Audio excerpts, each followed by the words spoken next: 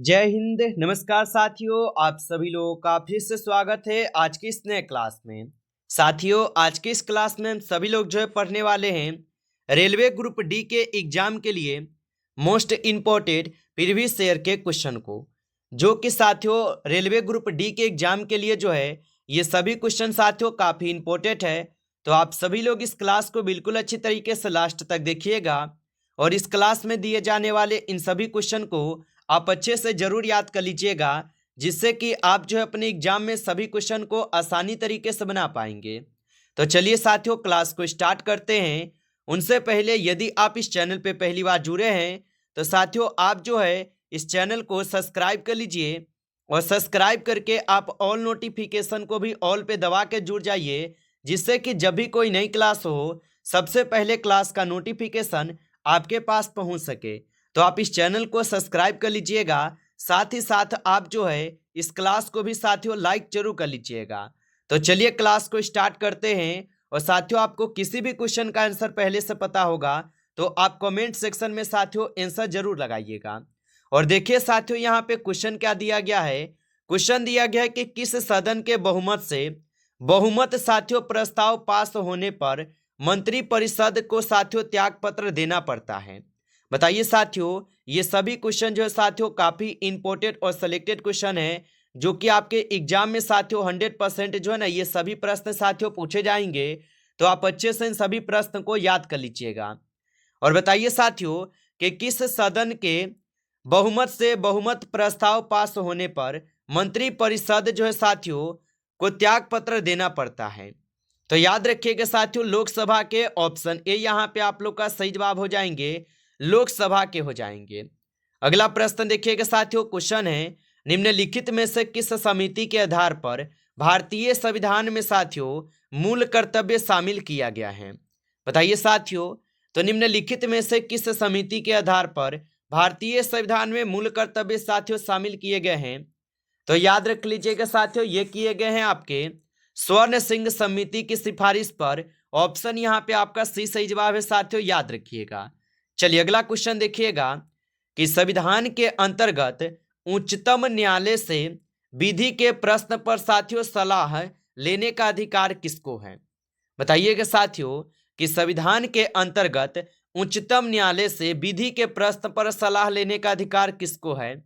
तो साथियों ये सलाह लेने का अधिकार जो है राष्ट्रपति को है। ऑप्शन ए सही जवाब कीजिएगा, राष्ट्रपति को यह अधिकार है। अगला प्रश्न साथियों यहाँ पे कि भारत के मुख्य निर्वाचन आयुक्त का कार्यकाल क्या है। बताइए साथियों, तो भारत के जो मुख्य निर्वाचन आयुक्त है साथियों इनका कार्यकाल क्या है। तो साथियों भारत के मुख्य निर्वाचन आयुक्त का जो कार्यकाल है ये 6 वर्ष है होना चाहिए या 65 वर्ष की आयु तक जो भी पहले हो। ऑप्शन यहाँ पे आप लोग का जो है सी सही जवाब हो जाएंगे, याद रखिएगा साथियों। अगला प्रश्न देखिएगा कि विश्व का सबसे बड़ा नदी द्वीप किस राज्य में स्थित है। चलिए बताएंगे साथियों कि विश्व का सबसे बड़ा नदी द्वीप किस राज्य में स्थित है। तो साथियों ये आपके असम राज्य में स्थित है। ऑप्शन यहाँ पे आपका बी सही जवाब है, असम राज्य में। अगला क्वेश्चन है भारत में विदेशी विनिमय संचय का रख रखाव किसके द्वारा साथियों किया जाता है। बताइएगा कि भारत में विदेशी विनिमय संचय का रख रखाव किसके द्वारा किया जाता है। तो साथियों ये किए जाते हैं रिजर्व बैंक ऑफ इंडिया के द्वारा। ऑप्शन ए यहाँ पे आपका सही जवाब होगा इस क्वेश्चन का answer, reserve bank of India के द्वारा। चलिए अगला प्रश्न देखिएगा कि इको मार्ग पुरस्कार जो है किन भारतीय उत्पादों को दिया जाता है। बताइए साथियों, तो इको मार्ग पुरस्कार किन भारतीय उत्पादों को दिया जाता है। तो साथियों ये दी जाती है पर्यावरण के प्रति मैत्रीपूर्ण हो जिनको दी जाती है। ऑप्शन यहाँ पे सी सही जवाब है साथियों, याद रखिएगा। अगला प्रश्न है निम्नलिखित में से किस देश की सीमा भारत की सीमा से साथियों नहीं लगती है। चलिए बताइए साथियों, तो निम्नलिखित में से किस देश की सीमा भारत की सीमा के साथ नहीं लगती है। तो साथियों नेपाल, पाकिस्तान, भूटान, इन तीनों की सीमाएं लगते हैं, लेकिन मालदीव की साथियों सीमा नहीं लगती है। ऑप्शन डी करेंगे सही जवाब, मालदीव की सीमा नहीं लगती है। अगला प्रश्न है यूनेस्को द्वारा निम्नलिखित में से किस क्षेत्र में योगदान के लिए साथियों कलिंग पुरस्कार जो है दिया जाता है। बताइए साथियों, तो यूनेस्को द्वारा निम्नलिखित में से किस क्षेत्र में योगदान के लिए कलिंग पुरस्कार दिया जाता है? तो साथियों ये दी जाती है विज्ञान के क्षेत्र में। ऑप्शन यहाँ पे डी सही जवाब है, विज्ञान के क्षेत्र में होगा। अगला क्वेश्चन है कि एमनेस्टी इंटरनेशनल एक विश्वव्यापी संगठन है जिसका साथियों कार्य क्षेत्र क्या है? बताइए। तो एमनेस्टी इंटरनेशनल एक विश्वव्यापी संगठन है जिसका कार्य क्षेत्र क्या है? तो साथियों इसका कार्य क्षेत्र हो जाएंगे मानव अधिकार। ऑप्शन यहाँ पे सी सही जवाब है। अगला प्रश्न है अंतरिक्ष में भेजा गया भारत का प्रथम उपग्रह था। बताइए साथियों, तो अंतरिक्ष में भेजा गया भारत का प्रथम उपग्रह कौन था? तो साथियों याद रखिएगा आर्यभट्ट, जो भारत में यहाँ पे प्रथम उपग्रह होगा अंतरिक्ष में जाने वाला। अगला प्रश्न है लाला लाजपत राय निम्नलिखित में से किसके विरुद्ध प्रदर्शन में घातक रूप से साथियों घायल हुए थे? बताइए साथियों, तो लाला लाजपत राय निम्नलिखित में से किसके विरुद्ध प्रदर्शन में घातक रूप से साथियों घायल हुए थे? तो याद रखिएगा साथियों साइमन कमीशन के विरुद्ध। ऑप्शन यहाँ पे डी सही जवाब है, साइमन कमीशन के विरुद्ध में। अगला प्रश्न साथियों कि भारत के किस वायसराय की हत्या अंडमान निकोबार द्वीप समूह में भ्रमण के दौरान एक दंडित अपराधी द्वारा जो साथियों की गई थी? बताइए साथियों, तो भारत के किस वायसराय की हत्या अंडमान निकोबार द्वीप समूह में भ्रमण के दौरान एक दंडित अपराधी द्वारा दी गई थी? तो याद रख लेंगे साथियों लॉर्ड मेयो को दी गई थी। ऑप्शन यहाँ पे सी सही जवाब है, लॉर्ड मेयो। अगला क्वेश्चन है भारत में प्रकाशित प्रथम समाचार पत्र कौन सा था? बताइए साथियों, तो भारत में प्रकाशित प्रथम समाचार पत्र कौन सा था? तो याद रखिएगा साथियों द बंगाल गजट हो जाएगा। ऑप्शन ए यहाँ पे आपका सही जवाब है, द बंगाल गजट होगा। अगला प्रश्न है मिट्टी के घड़े में निम्नलिखित में से किस क्रिया के कारण जल ठंडा रहता है?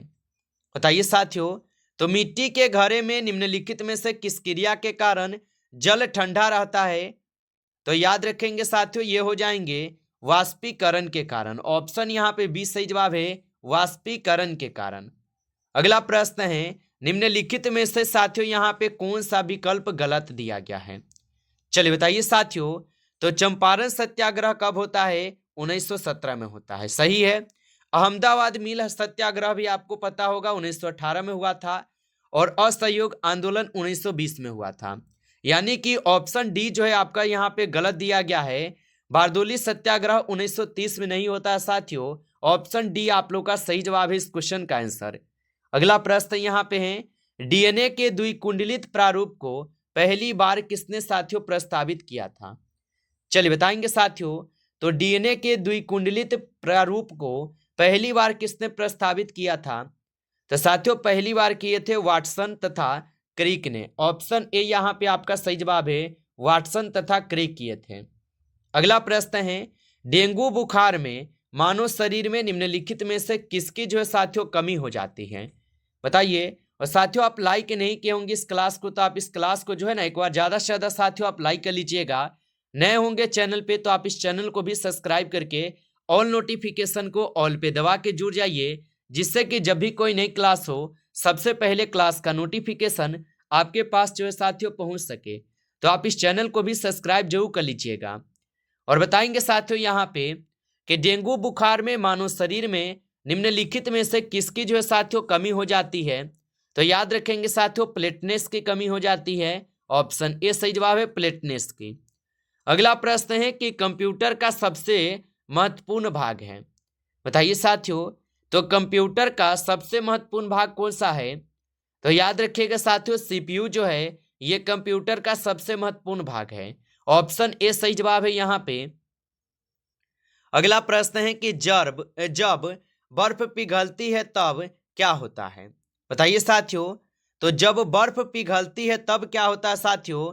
तो आप बताएंगे साथियों कि जब बर्फ पिघलती है साथियों तो आयतन जो है ना ये घटने लगता है साथियों। ऑप्शन बी हो जाएगा यहाँ पे, आयतन घटता है। ऑप्शन यहाँ पे आपका बी सही जवाब है।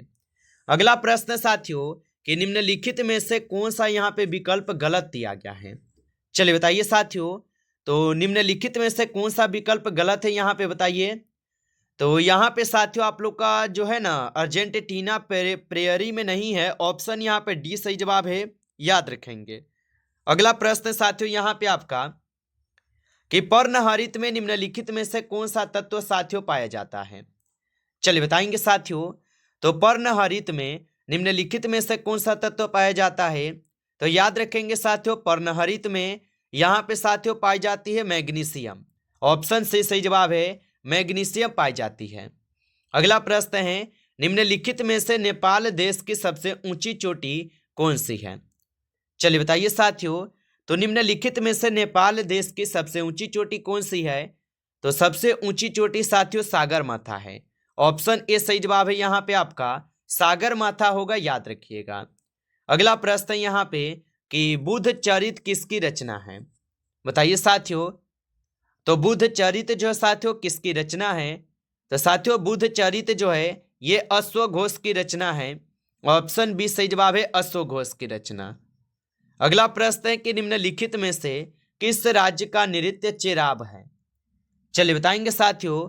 तो निम्नलिखित में से किस राज्य का नृत्य चेराब है, तो याद रखिएगा साथियों ये मिजोरम का हो जाएगा। ऑप्शन यहाँ पे साथियों आप सभी लोग का सी सही जवाब है, मिजोरम के होगा।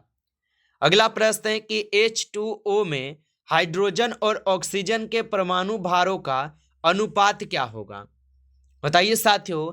तो H2O में हाइड्रोजन और ऑक्सीजन के परमाणु भारों का अनुपात क्या होगा, तो याद रखिएगा साथियों इनकी अनुपात जो है 1:2 हो जाएगा। ऑप्शन यहाँ पे साथियों आप सभी लोग का जो है सी सही जवाब दिया गया है, याद रखेंगे। अगला प्रश्न है कार्बन डाइऑक्साइड में कार्बन और ऑक्सीजन के परमाणु भारों का अनुपात क्या होगा, बताइए साथियों। तो कार्बन डाइऑक्साइड में कार्बन और ऑक्सीजन के परमाणु भारों का अनुपात क्या होगा, तो साथियों आप याद रखिएगा इनका अनुपात 3:8 है। ऑप्शन बी सही जवाब है, 3:8 होगा। अगला प्रश्न है कि निम्नलिखित में से ओस्लो किस राष्ट्र की राजधानी है। चलिए बताइए साथियों।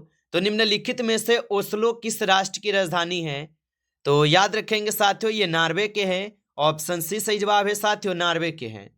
अगला प्रश्न है कि प्रथम भारतीय नोबेल पुरस्कार विजेता कौन था। चलिए बताएंगे साथियों। तो प्रथम भारतीय नोबेल पुरस्कार विजेता कौन था, तो याद रखेंगे साथियों ये हो जाएंगे आपके रविंद्रनाथ टैगोर। ऑप्शन यहाँ पे आप लोग का डी सही जवाब है साथियों, रविंद्रनाथ टैगोर होगा। चलिए अगला प्रश्न देखेंगे साथियों कि भारत क्या है, बताइए साथियों। तो आपको पता होगा साथियों कि भारत जो है ये पूर्णतः उत्तरी गोलार्ध में स्थित है। ऑप्शन यहाँ पे आप लोग का डी सही जवाब है, ऑप्शन के अकॉर्डिंग। अगला प्रश्न साथियों कि वार्षिक मामल्लपुरम नृत्य महोत्सव जिसमें भारतीय शास्त्रीय नृत्य भरतनाट्यम, कुचिपुड़ी, कथक, मोहिनी अट्टम, ओडिसी और कथकली के प्रदर्शन शामिल है और साथियों ये डैश में आयोजित किया जाता है। तो साथियों याद रख लीजिएगा ये आयोजित की जाती है तमिलनाडु में। ऑप्शन डी सही जवाब है, तमिलनाडु में आयोजित की जाती है। अगला प्रश्न है कि माइकल फैराडे ने विद्युत ट्रांसफार्मर और जनरेटर के पीछे के सिद्धांत विद्युत चुंबकीय प्रेरणा की खोज कब की थी, तो साथियों इनकी खोज करते हैं 1831 में। ऑप्शन डी सही जवाब है, 1831 में। अगला प्रश्न है कि चोल राजाओं का शासन कहां पर था।